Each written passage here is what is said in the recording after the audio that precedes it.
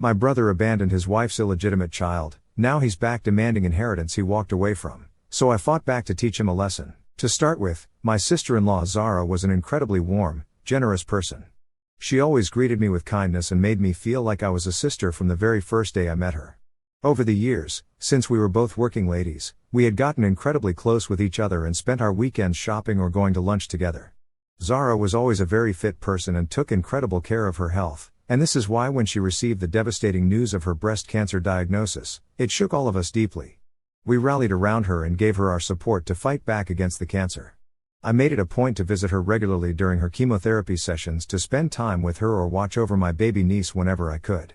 During one of my visits to her place, as we sat together in her living room, she shared with me a piece of news that shattered my heart. Her voice trembled as she revealed that her doctors had delivered a crushing update. Her cancer was aggressive and was resistant to treatment.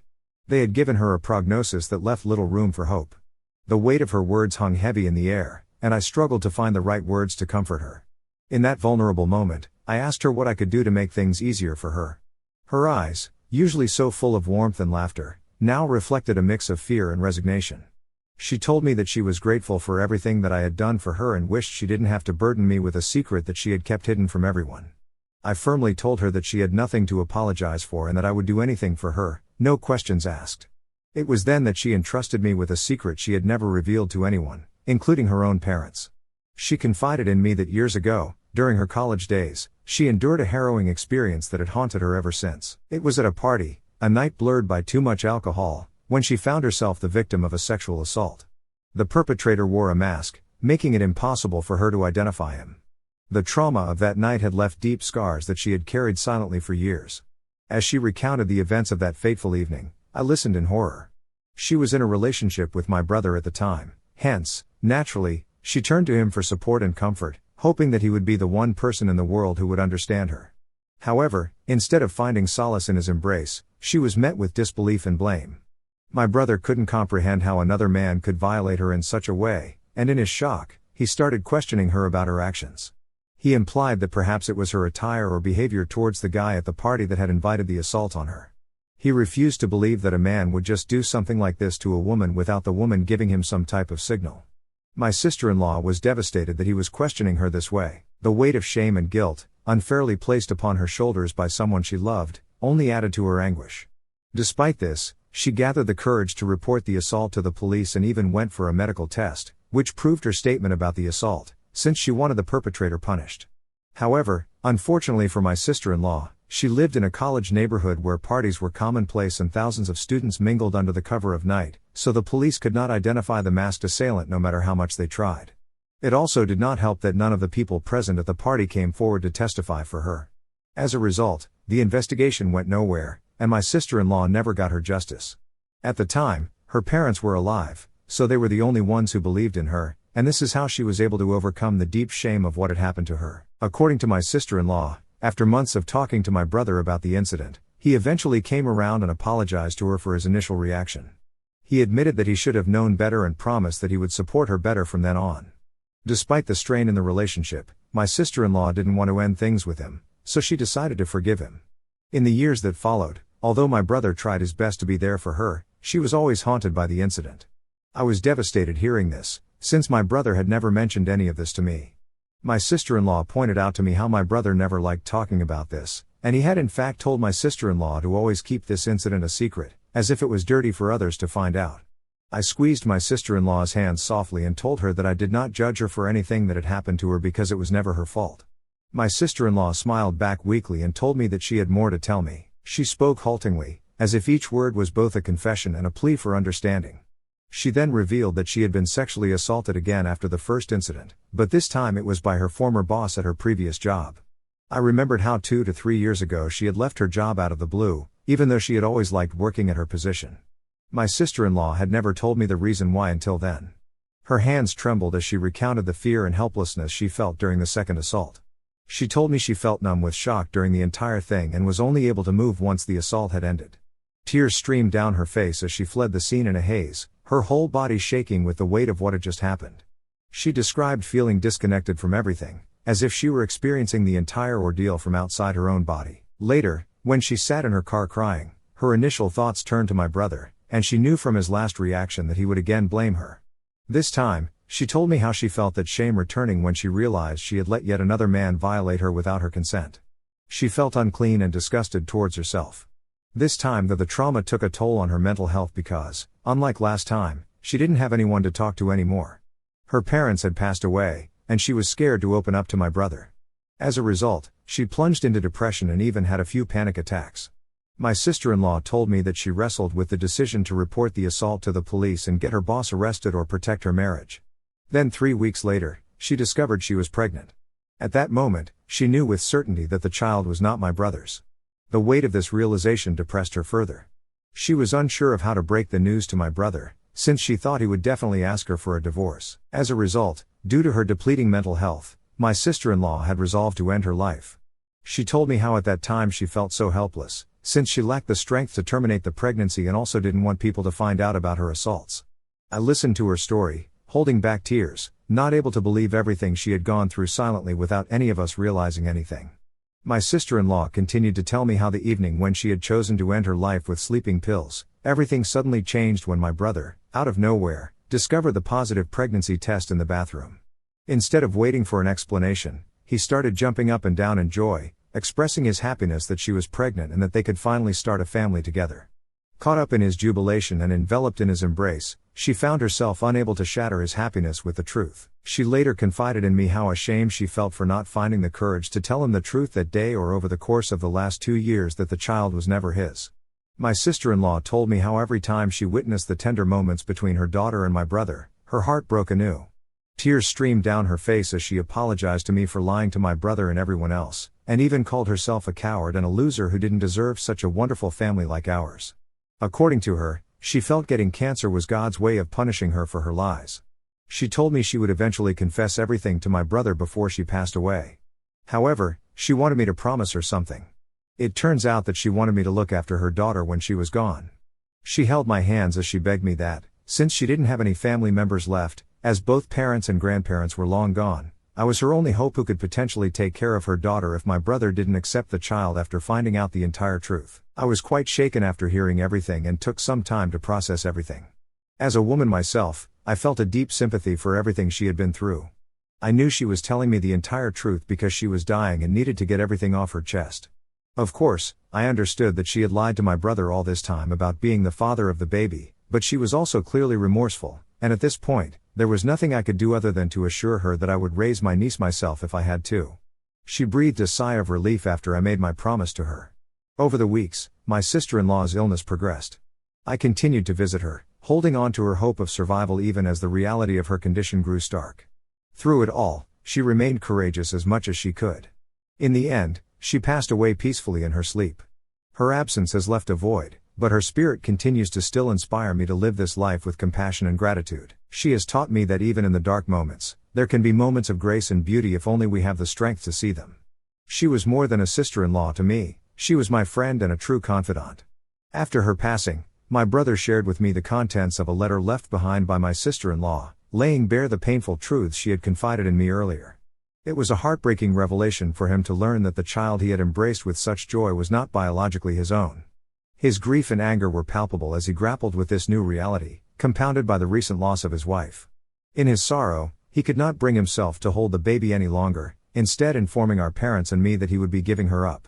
I firmly told him that my sister-in-law wanted me to look after my niece, so I wanted to take care of her if he no longer wanted her, and this is how I brought my niece into my home without any hesitation. I felt so sad for her, since she had just lost her mother, and with no other family left, her parents and grandparents long gone, I knew she needed a stable and loving environment at the time. Later, when we gathered for the reading of my sister-in-law's will, emotions were already high, since everyone by then already knew that my niece didn't belong to my brother. A lot of my family members were divided about this news, however, my sister-in-law was no longer with us to take on their wrath.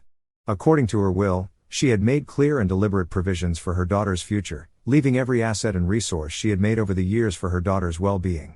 Since my sister-in-law had received an inheritance from both her parents as well as her grandparents, she had a considerable amount of money to give. To my brother's disappointment, there was nothing allocated to him, a decision that only deepened his pain and sense of betrayal, and he loudly exclaimed how it was wrong of her to not leave him anything in her will. My sister-in-law had exclusively mentioned that she entrusted the management of these funds to me if I would be willing to take on the role of caring for her daughter. I was surprised by this news, and so was everyone else who was present. I guess this is why my sister-in-law wanted me to make that promise to her weeks ago before she passed away, so she could change her will accordingly. She was right to trust her instincts and not let my brother have access to her funds, because if that were the case, he would have never let my niece have anything and would have abandoned her without any money. Since my brother was unwilling to continue caring for the child, I was eventually granted full custody of my niece, and with access to the financial provisions I had received, I've been able to take care of her all these years. My brother did try to fight me regarding the money my sister-in-law had left behind, since he felt he was entitled to receiving at least half of it. However, the judge didn't listen to him. In anger, my brother told me that he wanted nothing to do with my sister-in-law's daughter and that he never wanted to see my face again, since I had clearly betrayed him by taking in the girl. I firmly told him that I was sorry for all the hurt he felt, but I was not going to go back on my promise to my sister-in-law. I recognized that my sister-in-law had been wrong in withholding the truth from my brother. However, with her no longer with us, I firmly believe that the child should not bear any blame for her parents' actions. This is why my focus has always been entirely on providing a loving and stable environment for my niece, shielding her from the complexities of the past. Over the years, I've ensured that my niece has had everything she has wanted, using the funds left behind by my sister-in-law. I also bought her a home using the same, which my niece will inherit fully when she comes of age. I've spared no effort in sending her to excellent schools and caring for her as if she were my own daughter. I have not been married and have dedicated my entire life to my niece. Despite my best efforts, my niece sometimes understandably has questions about her parents, particularly her dad. She misses my brother, but she also understands that under these circumstances, relationships cannot be forced. My decision to prioritize my niece's well-being has strained my relationship with the rest of my family. They've all chosen to sever ties with me and no longer invite me to any event, as they believe that my actions are misguided and that I've chosen my niece over my own family. Even my own parents believe I should have given up my niece and have repeatedly told me how disappointed they are that I'm raising someone else's child who did nothing but lie to my brother. As you can imagine, the past years have been a difficult journey where I've had to navigate the rift between what I believe is right and the consequences of those decisions on my familial relationships. This year, as my niece approaches her 18th birthday, I feel a sense of fulfillment in preparing to transfer all her assets, including the house I've secured for her, as per my sister-in-law's wishes. It's a milestone I've been preparing for a long time, and I feel like I have done everything I could until now to protect her, and she's now ready to make her own decisions. Just last week, out of nowhere, my brother contacted me, telling me how he needed to talk to me about something very important. My heart skipped a beat, and I thought that perhaps he had seen the error in his ways and maybe he wanted to reconnect with me and my niece after all these years. I agreed to meet up with him, but I didn't want my niece to find out and give her false hopes before I could find out the actual reason behind his visit. Hence, I arranged for us to meet while she would be at school. When my brother arrived, there was a mix of anticipation and genuine warmth as we caught up with small talk. My brother told me how he had since remarried, and I was pleasantly surprised to hear that he even had 2 children of his own. He showed me pictures of them, and his boys looked like a spitting image of him. I was a little hurt that he had not even invited me to his wedding, but I also understood that he did what he had to do after the way my sister-in-law had betrayed him. During our conversation, I couldn't help but overflow with pride as I shared the achievements and progress my niece had made over the years. I told my brother how she would sometimes ask about him and was quite mature for her age, hoping that he would tell me that he wanted to meet with her perhaps. However, despite my eagerness to share these positive updates, he seemed least interested in my niece. He interrupted me, his tone shifting abruptly to one of seriousness, and told me that the reason he was in front of me was not to talk about my niece but to ask for ownership of my niece's house. I stared at him wide-eyed as he went on to explain how he and his family had recently lost their home, and our parents had already loaned them a lot of money over the years, so he could no longer go to them for any help. Since he knew that I had bought this house using my sister-in-law's money, he felt it was only right for me and my niece to let him have this house to accommodate his big family, while we could move out to a much smaller place. I asked him what made him think that he could even ask something like this. My brother went on to justify how in the past he had done a lot for my sister-in-law, but according to him, that woman had turned out to be nothing but a leech. Now I knew this wasn't true, since my sister-in-law always had a job and paid for her own share of the house when she lived with my brother. Even when she underwent her chemo treatment, she paid for her expenses and also had health insurance. I pointed this out to my brother and told him that it was unfair of him to expect a house from all of this when he did not even bother raising my niece after my sister-in-law passed away. However, this only pissed him off, and he told me how as his sister, I should stop holding a candle for a dead woman who was long gone and instead help him and his family secure this house before my niece could turn 18. He urged me to see things from his perspective for once and how this place was his rightful property anyway. The weight of his words hung heavy in the air as I processed his request.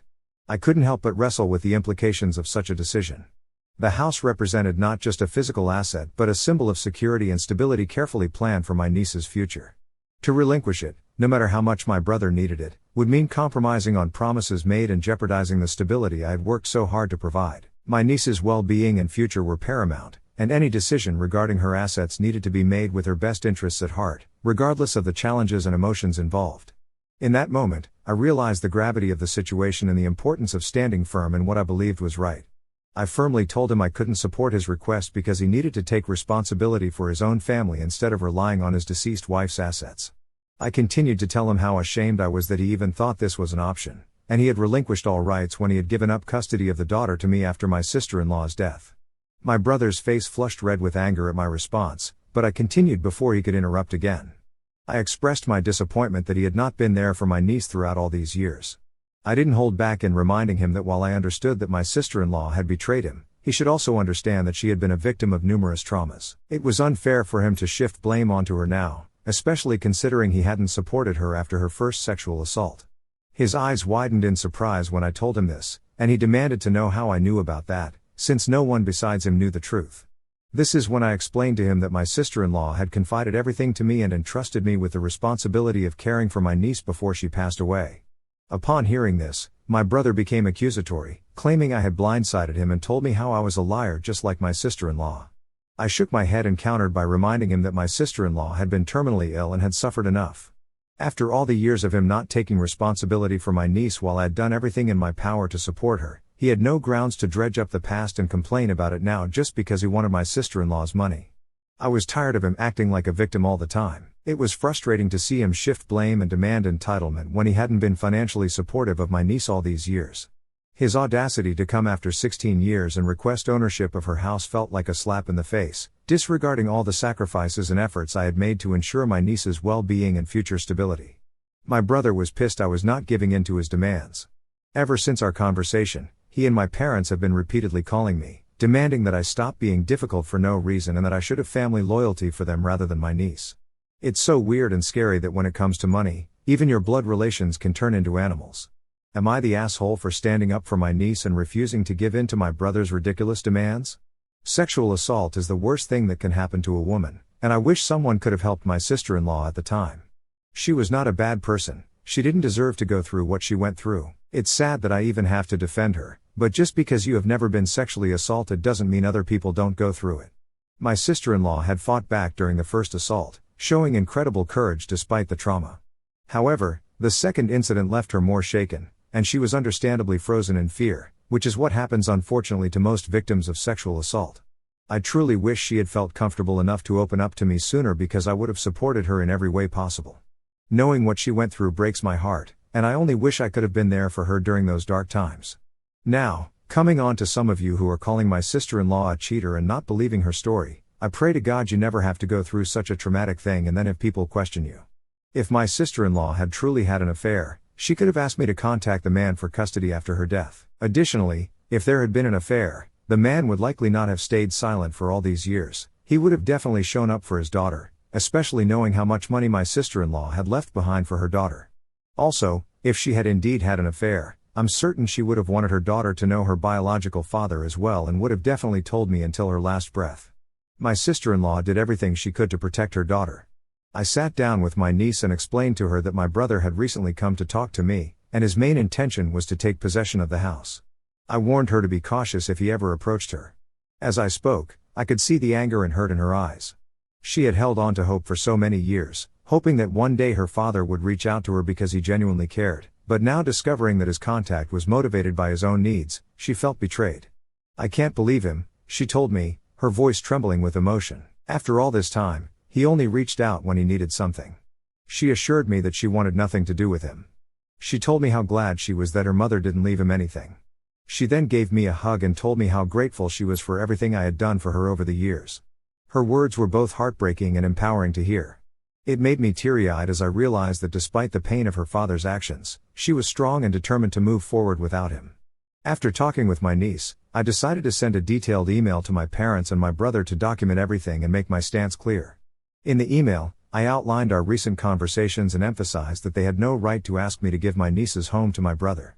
I explained that this request amounted to financial fraud and made it clear that I would take legal action if my brother ever tried to visit me or my niece again to ask for the house for his family. I reminded my brother that he had forfeited all rights when he chose not to care for his daughter.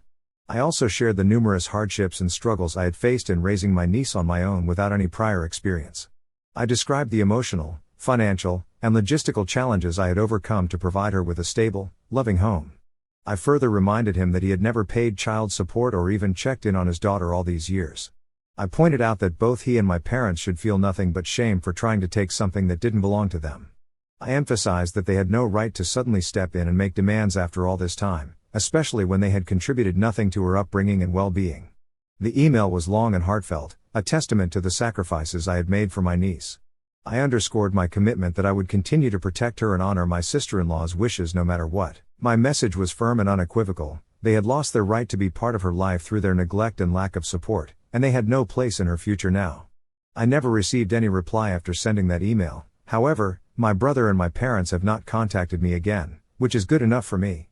The silence speaks volumes, and I'm relieved to have some peace and to know that they won't interfere with my niece's life any further. As for my niece, she is busy preparing for her prom and her upcoming birthday party. Watching her navigate these exciting moments fills me with immense pride. I'm so proud of the woman she has become and can't wait to be there for her at every major milestone in her future. It already makes me emotional to think about how much she has grown up and how she looks so much like my sister-in-law now, especially her lips and eyebrows. I see my sister-in-law's strength and resilience in my niece every day. I just hope that she can be as brave as her mother no matter what she does.